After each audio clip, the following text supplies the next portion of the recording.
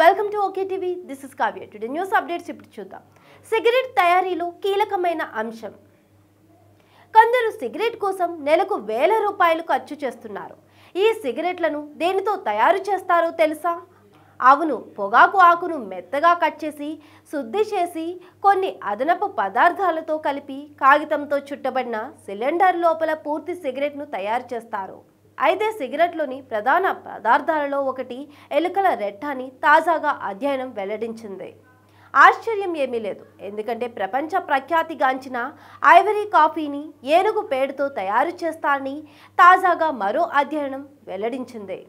భారతదేశంలో మాదిరిగా పిల్లి మలంతో కాఫీని తయారు చేస్తారు.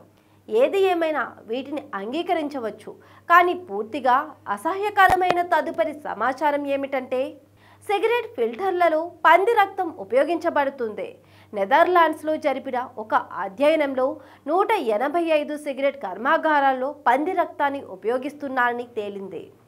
ఎందుకంటే రక్తంలో ముఖ్యమైన భాగం అయిన హిమోగ్లోబిన్ సిగరెట్ ఫిల్టర్లలో ఉపయోగించబడుతుంది.